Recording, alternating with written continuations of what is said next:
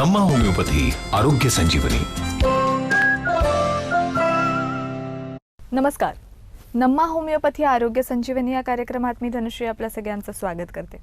बऱ्याचदा एखाद्या आजाराचं निदान होतं आणि त्यानंतर त्यावर उपचार घेतले जातात, मात्र शरीरावर दुष्परिणाम करणारा हा आजार त्याचं समूळ नष्टीकरण करणं सुद्धा तितकंच गरजेचं असतं। या आजाराचं नेमकं मूळ कशात रोवलेलं आहे हे बघणं खूप गरजेचं असतं आणि अशा वेळेला होमिओपॅथी ट्रीटमेंट आपल्याला यामध्ये मदत करते। आपण सगळेच जाणतो की होमिओपॅथी ट्रीटमेंटमध्ये एखादा आजार समूळ नष्ट करण्यावर जास्त भर दिला जातो आणि त्यामुळे फक्त तोच आजार नाही तर शरीरामध्ये इतर उद्भवणारे अनेक त्रास इतर अनेक व्याधी या सुद्धा समूळ नष्ट होत असतात। म्हणूनच नम्मा होमिओपॅथीमध्ये कशा प्रकारचे उपचार केले जातात आणि त्यामुळे रुग्णांना कसा दिलासा मिळतो याबद्दल आज चर्चा करायची आहे। एका वेगळ्या विषयावर सुद्धा आज तुम्ही माहिती घेणार आहात आणि त्यासाठी माझ्या बरोबर आहेत डॉक्टर रीना। नमस्कार डॉक्टर रीना। नमस्कार। नम्मा होमिओपॅथी आरोग्य संजीवनी या कार्यक्रमात तुमचं स्वागत आहे। धन्यवाद। सगळ्यात आधी नम्मा होमिओपॅथीची क्लिनिक्स ही आता संपूर्ण महाराष्ट्रभर आहेत, तेव्हा तुम्हाला कोणत्याही प्रकारचा त्रास असेल, व्याधी असतील, अगदी छोटे मोठे म्हणजे बघायला गेलं तर ब्लड प्रेशर, डायबिटीस, कॅन्सर यासारखे मोठे आजार तर आहेतच, पण त्याचबरोबर संधिवात असेल, साधा सर्दी खोकला असेल, गायनॅक प्रॉब्लेम्स असतील, त्वचेचे विकार असतील, अगदी छोट्यात छोटं दुखणं जरी असेल तरी आता नम्मा होमिओपॅथीमध्ये यावर उपचार केले जातात। नम्मा होमिओपॅथीची क्लिनिक संपूर्ण महाराष्ट्रभर म्हणजे मुंबईमध्ये दादर आणि ठाणे, त्याचबरोबर पुणे, नाशिक, सोलापूर, नागपूर, औरंगाबाद, कोल्हापूर आणि कर्नाटकमध्ये आहेत। इथे जाऊन तुम्ही त्वरित डॉक्टरांशी संपर्क साधू शकता आणि तुमच्या आजारावर इथे उपचार मिळवू शकता। आता मूळ विषय हा आहे आजचा की तो संधिवात, आर्थरायटिस। बऱ्याचदा डे टू डे रुटीनमध्ये आता जर सर्दी खोकल्यासारखा त्रास असेल तर आपल्याला कधीतरीच हा त्रास संभवतो किंवा कधीकधी वातावरणातल्या बदलांमुळे सर्दी खोकला होऊ शकतो, मात्र आर्थरायटिस झालेल्या व्यक्तीला डे टू डे रुटीनमध्ये सुद्धा अनेक प्रॉब्लेम्सना, अनेक चॅलेंजेसना फेस करावं लागतं। अशा वेळेला आर्थरायटिस म्हणजे नेमकं काय असतं, त्याची सुरुवात कशी असते आणि त्या व्यक्तीला आर्थरायटिस झालेला आहे याचं सगळ्यात पहिलं लक्षण काय आहे? बरोबर। कसं असतं माहिती आहे का, आता नॉर्मल व्यक्तीने म्हणजे आपणही खूप जास्त एक्झर्सन केलं आहे, खूप जास्त आपल्याला शारीरिक तणाव पुरतोय, कामं करतोय, असं जर खूप दिवसांपर्यंत झालं तर नॉर्मल व्यक्तीला पण बॉडी पेन होऊ शकतं, सांधेदुखीचा त्रास होऊ शकतो। तुम्ही अगदी 10-10 तास कम्प्युटरवरती बसताय तर आपल्याला मानदुखी, पाठदुखी पण होऊ शकते, बरोबर।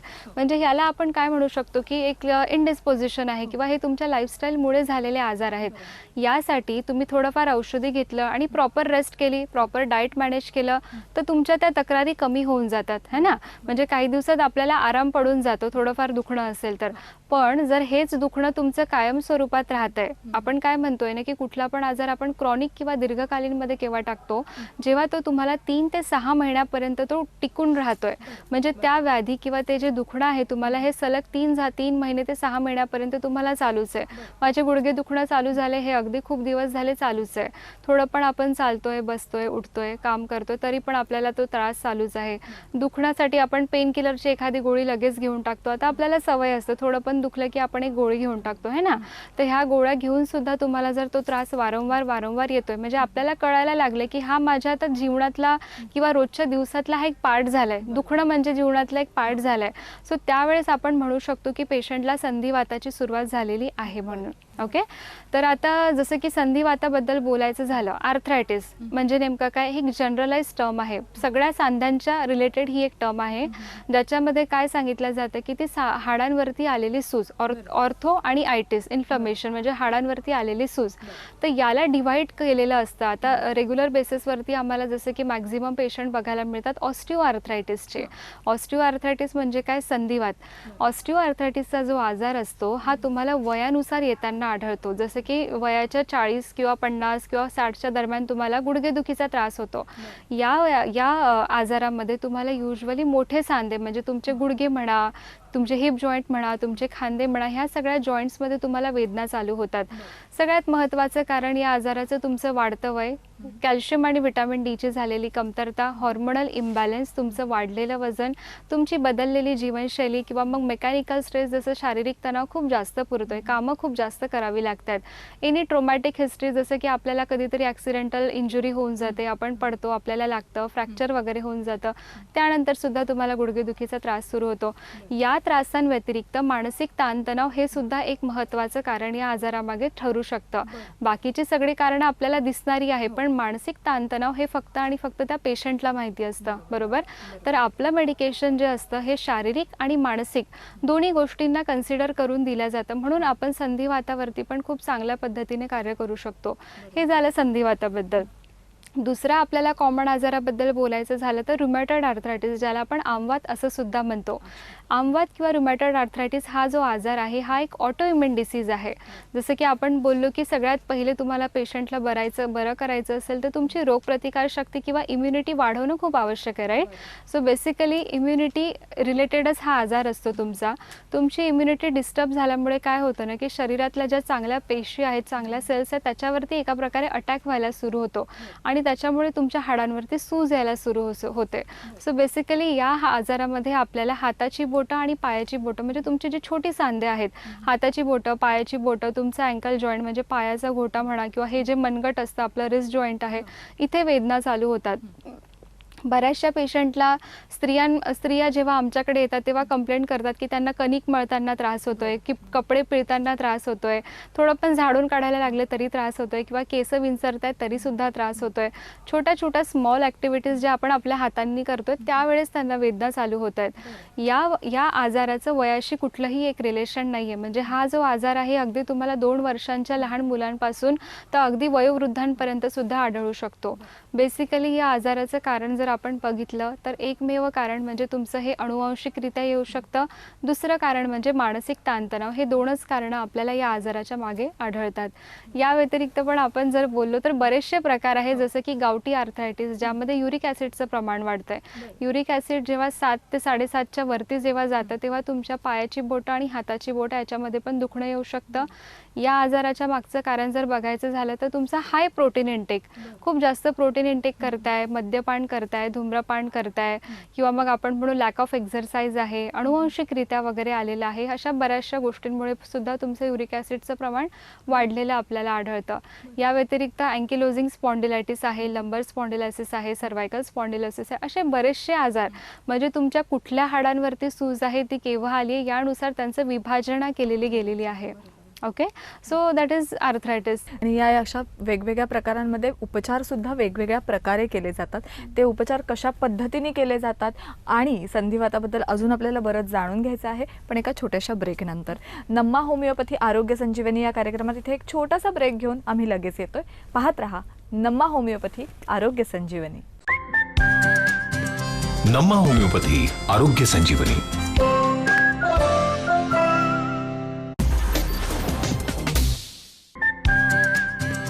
नम्मा होमिओपॅथी आरोग्य संजीवनी. ब्रेकनंतर नम्मा होमिओपॅथी आरोग्य संजीवनी या कार्यक्रमात आपल्या सगळ्यांचं पुन्हा एकदा स्वागत. पुन्हा एकदा आपण मुख्य विषयाकडे वळतोय आणि आजचा विषय आहे आर्थरायटिस. आता डॉक्टर रीना यांनी आर्थरायटिसचे वेगवेगळे प्रकार आपल्याला समजावून सांगितलेले आहेत. अनेकदा काय होतं की पेशंट्सना सुरुवातीला आपला आर्थरायटिस हा कोणत्या प्रकारात मोडतोय हे कळत नाही. साधारण थंडी वाढल्यानंतर हाताची बोटं आखडणं म्हणा, किंवा तुम्ही जसं म्हणालात दैनंदिन जीवनात छोट्या छोट्या गोष्टी न करता येणं, यामुळे मानसिक ताणतणाव तर त्यांचा वाढतच असतो. मात्र या सगळ्याबरोबरच त्यांनी काय काळजी घेतली पाहिजे, कारण सुरुवातीला जसं तुम्ही म्हणालात ही सांधेदुखी सुद्धा असू शकते आणि चुकीच्या पद्धतीने आर्थरायटिसची जर औषधं घेतली तर त्याचेही दुष्परिणाम होऊ शकतात. मग अशा वेळेला काय काळजी घेणं डॉक्टरांनी सुद्धा आणि रुग्णांनी सुद्धा? नक्कीच सांधेदुखीमध्ये जसं की आपण बघतो की बरेचसे प्रकार आपल्याला आढळतात आणि त्याचनुसार डाएट आणि मॅनेजमेंटचा प्रकार येतो. बेसिकली आपण आपल्या नम्मा होमिओपॅथिक क्लिनिक्समध्ये कुठल्याही प्रकारचे डायटरी रिस्ट्रिक्शन जास्तीत जास्त पेशंटला सांगत नाही. जसं की आपला एक कन्सेप्ट आहे, आपण पेशंटच्या अगदी खाण्यापिण्यामधून 10 ते 15 गोष्टी कमी करतोय आणि मग पेशंटला बरं करतोय, पण न्यूट्रिशनल डेफिशियन्सीज पण कुठेतरी येऊ शकतात, राईट. सो आमचं असं एक मत आहे की पेशंटला सर्व काही खाऊन सुद्धा त्याचा आजार बरा होणं हे खूप जास्त गरजेचं आहे आणि तोच आमचा एक मेन फोकस असतो. पण तरीसुद्धा जे काही हाडं वगैरे तुमचा दुखण्याचा प्रकार आहे त्यासाठी आपल्याला वेगळ्या एक्झरसाइज एक्झरसाइजेस म्हणा, स्ट्रेचिंग एक्झरसाइज करणं फार आवश्यक आहे. जसं की आपण बघतो कुठलं पण जेव्हा हाड दुखायला सुरू होतं ना, हाड तर दुखतंय, हाड तर ठिसूळ झालंय तुमचं, पण त्याच्यावरती मस्क्युलर अटॅचमेंटसुद्धा असतात. या मसल्समध्ये सुद्धा एक वीकनेस यायला लागतो किंवा स्टिफनेस यायला लागतो, कडकपणा यायला लागतो आणि त्याच्यामुळे तुमच्या ज्या फ्लेक्झिबल मुवमेंट आहे, ह्या ज्या फ्लेक्झिबल मुवमेंट आहेत ह्या होऊ शकत नाही. सो यासाठी आपण हीट ॲप्लिकेशन थेरपीसुद्धा वापरू शकतो, जी तुमच्या मसल्सला खूप रिलॅक्स ठेवण्यासाठी मदत करू शकते आणि तुमच्या वेदनांना पण कमी करू शकते. हीट ॲप्लिकेशन थेरपीसाठी तुम्ही हीट बॅग्स मिळतात किंवा हॉट वॉटर बॅग्स वगैरे मिळतात. अशा बऱ्याचशा गोष्टी की जे तुमच्या मस्क्युलर रिलॅक्झेशनसाठी तुम्हाला मदत करेल. पण त्यासाठी तुम्ही एक महत्त्वाची काळजी घ्यायची आहे, जेव्हा पण तुम्ही हीट थेरपी वगैरे यूज करताय तर तुमच्या जॉईंट्सच्या मध्ये आणि हीट पॅडमध्ये तुम्ही एक छोटासा थीन कापड ठेवायला पाहिजे, जेणेकरून तुम्हाला एक्सेसिव्ह हीटमुळे तुमच्या त्वचेला कुठल्याही प्रकारच्या इजा व्हायला नको. ओके. सेकंड थिंग, आपण कोल्ड थेरपी पण वापरू शकतो. जे पण काही डीप पेन आहे, म्हणजे खूप अतिशय वेदना आहेत, तर त्या पेनला नमनेस आणण्यासाठी सुद्धा आपण एक कोल्ड थेरपीचा वापर खूप चांगल्या पद्धतीने करू शकतो. आईस थेरपी वगैरे पण त्याला आपण म्हणू शकतो. हे पण तुमच्या मसल्समध्ये जे पण काही पेन असतं ते कमी करण्यासाठी नक्कीच तुम्हाला हेल्पफुल राहील. त्यानंतर आपण ओमेगा 3 फॅटी फूड किंवा फॅटी ॲसिड जे असतं टुना फिशमध्ये किंवा आपल्याला फिश लिव्हर ऑइल्समध्ये आपल्याला हे कंटेंट खूप जास्त बघायला मिळतं, जे तुमच्या हाडांसाठी, हाडांच्या वरच्या मसल्ससाठी, लिगामेंटसाठी, कार्टिलेजेससाठी सगळ्यांसाठी खूप जास्त बेनिफिशियल आहे. तुम्ही त्याचा पण इंटेक वाढवू शकता. या व्यतिरिक्त कॅल्शियम रिच फूड, जसं की आपण म्हणतो की दुधामध्ये आपल्याला कॅल्शियम मिळतं आहे, तर आपण दूध जास्तीत जास्त घेणं फार आवश्यक आहे. अंडी जर तुम्ही घेताय तर अंडीमधला जो एक अल्ब्युमिनचा पार्ट आहे, व्हाईट पार्ट असतो, तो सुद्धा आपण प्रिफर करू शकतो खाण्यामध्ये. या व्यतिरिक्त सोयाबीन पण हे खूप हाय प्रोटीन कंटेंट आहे, जे तुमच्या हाडांना खूप जास्त महत्त्वाचं ठरू शकतं. या व्यतिरिक्त ग्रीन लिफी व्हेजिटेबल्स तुम्ही तुमच्या दैनंदिन आहारामध्ये पण म्हणजे डेलीमध्ये 4 ते 5 ग्रीन व्हेजिटेबल्स इन्क्लूड करू शकता. चपातीमध्ये तुम्ही वापरू शकता, तुम्ही कोरडी भाजी बनवू शकता किंवा तुम्ही तुमच्या आहारामध्ये ग्रीन व्हेजिटेबल्सचा समावेश असणं हे फार आवश्यक आहे. बरोबर. जर तुम्ही आज ग्रीन व्हेजिटेबल्स 4 ते 5 प्रमाणात घेताय तर दुसऱ्या दिवशी तुम्ही 4 ते 5 फळंसुद्धा घ्यायला पाहिजे. असं अल्टरनेट तुम्ही जर कॉम्बिनेशन केलं तर तुमच्या न्यूट्रिशनल डेफिशियन्सीज ह्या खूप लवकरात लवकर भरून येऊ शकतात. या व्यतिरिक्त तुम्हाला ड्रायफ्रूट्स वगैरे जे असतील ते पण सध्या म्हणजे खूप जास्त चांगला एक सोर्स आपण समजू शकतो. या व्यतिरिक्त तुम्हाला योगासन आणि प्राणायाम हे सुद्धा खूप उत्तम दर्जाचं एक एक्झरसाइज ठरू शकतं. जसं की आपण बघतो की वेगळ्या वेगळ्या हाडांच्या नुसार, वेगळ्या वेगळ्या दुखण्यानुसार तुम्हाला ते एक्झरसाइजेस त्याला मदत करतील. पण यासोबत अनुलोम म्हणा, अनुलोम किंवा विलोम म्हणा, प्राणायाम म्हणा, ह्या सगळ्या गोष्टी तुम्हाला तेवढ्याच महत्त्वाच्या आहेत. स्ट्रेचिंग एक्झरसाइज करणं फार आवश्यक आहे. ते तुमच्या मसल्सला रिलॅक्स ठेवण्याचं काम करतील.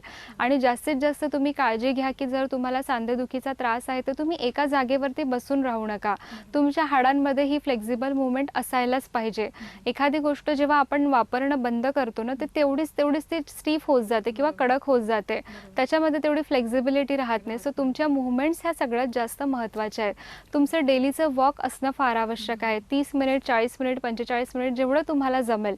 आता आपण अगदी खूप जास्त सांधे दुखतात आणि आपण लगेच असं नाही सांगू शकत की तुम्ही अर्धा तास, 1 तास वॉक करा. हळूहळू चालू करा, पण नक्की चालू करा, ज्याच्यामुळे तुमचे मसल्स रिलॅक्स होऊन तुमच्या हाडांना मजबूती देण्याचं काम करू शकतील. या व्यतिरिक्त तुम्ही खूप जास्त चांगल्या प्रमाणात प्लेंटी ऑफ वॉटर जे म्हणतो आपण, जेवढं तुम्ही बॉडीला हायड्रेट ठेवणार तेवढी तुमची डायजेशन सिस्टीम चांगली होईल. आपले जे पण काही आजार असतात ना, हे आपल्या अन्नपचन किंवा आपल्या पचन संस्थेतूनच निगडीत असतात. तुम्ही जेवढं व्यवस्थित खाल्लेल्या गोष्टी, आपण कित्येकदा ऐकतो की आम्ही इतकं खातोय, एवढं डाएट करतोय, पण ते आमच्या अंगाला लागत नाहीये. सो हे अंगाला लागणं म्हणजे काय असतं? तुम्ही व्यवस्थित खाल्ल्यानंतर ते प्रॉपर डायजेस्ट झालं पाहिजे. बरोबर. डायजेस्ट झाल्यानंतर त्याच्यामधले जे काही न्यूट्रियंट कंटेंट आहेत हे सगळे रक्तामध्ये ओढून घेता आले पाहिजे. त्याला आपण ॲसिमिलेशन किंवा शोषण क्रिया असं म्हणतो. सो होमिओपॅथिक उपचार पद्धती या ॲसिमिलेशनवरती काम करतं. नॉर्मल किंवा नैसर्गिक पद्धतीने तुम्ही जे पण काही कॅल्शियम रिच फूड खाताय ना, हे नैसर्गिक कॅल्शियम आपल्याला हाडांपर्यंत पोहोचवायचं आहे. आपल्या क्लिनिक्समध्ये कुठल्याही प्रकारचे आपण कॅल्शियम सप्लिमेंटेशन देत नाही. Pain killer, calcium supplementation, steroid किंवा हॉर्मोन्सच्या गोळ्या अशा प्रकारचा प्रकार नाही आहे आपल्याकडे.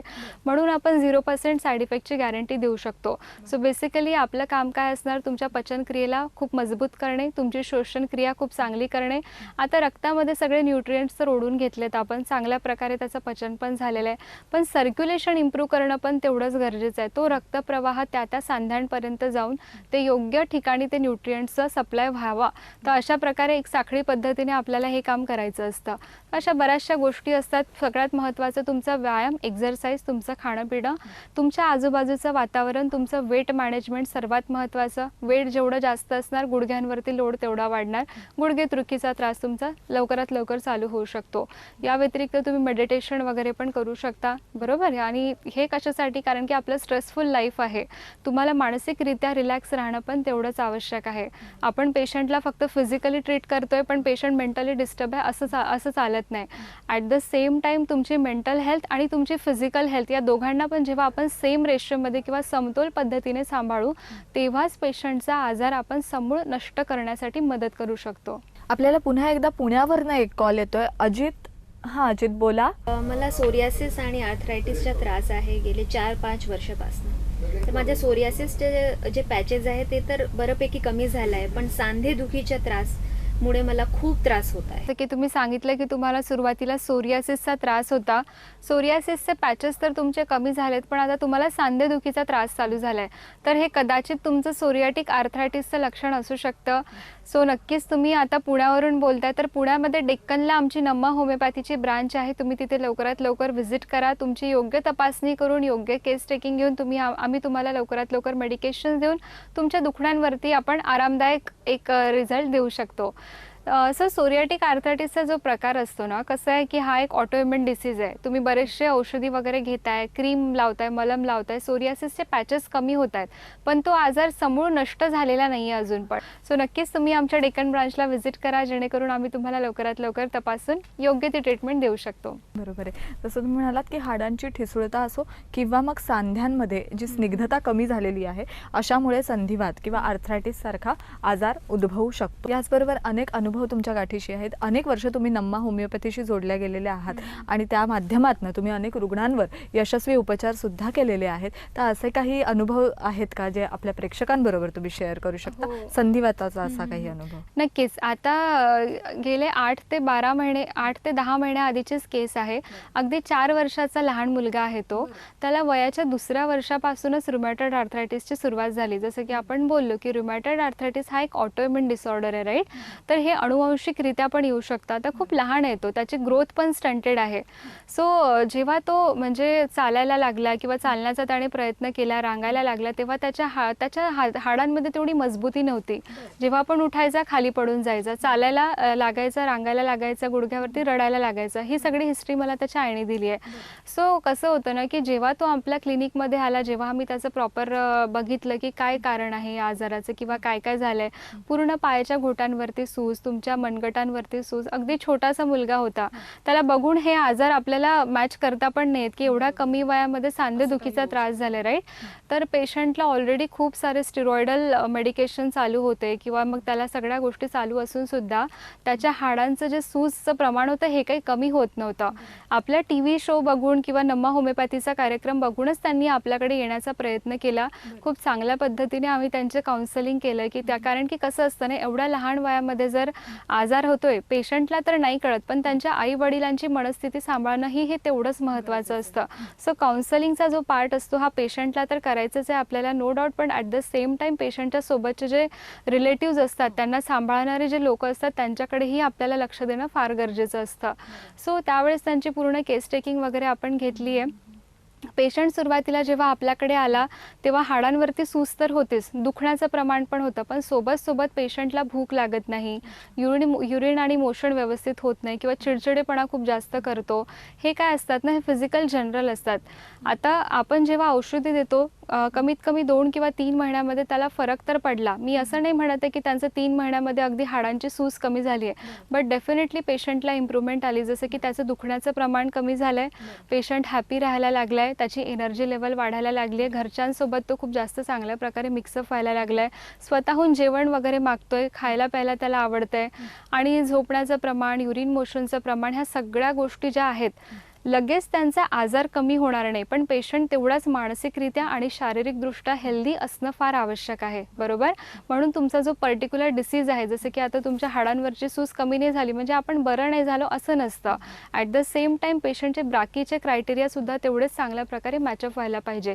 अगदी 6 ते 7 महिन्यामध्ये पेशंटच्या हाडांवरची सूज पण कमी व्हायला लागली आहे आणि आपण प्रयत्न करतोय की त्याचे जे बाकीचे मेडिकेशन चालू आहेत, लाईक स्टिरॉइडल ॲप्लिकेशन्स किंवा what ever that medicine that time, तर त्यांचं प्रमाणसुद्धा आपण हळूहळू कमी करण्याचा प्रयत्न करतोय. ऑनगोईंग केस आहे ती, अजूनही आपल्या क्लिनिकमध्ये आहे सध्या. येस. डॉक्टर रीना, तुम्ही या कार्यक्रमात सहभागी झालात, उत्तम मार्गदर्शन आपल्या सगळ्या प्रेक्षकांना केलं, त्याबद्दल तुमचे खूप आभार. धन्यवाद. नम्मा होमिओपॅथी आरोग्य संजीवनी या कार्यक्रमात इथेच थांबूया. धन्यवाद. नम्मा होमिओपॅथी आरोग्य संजीवनी.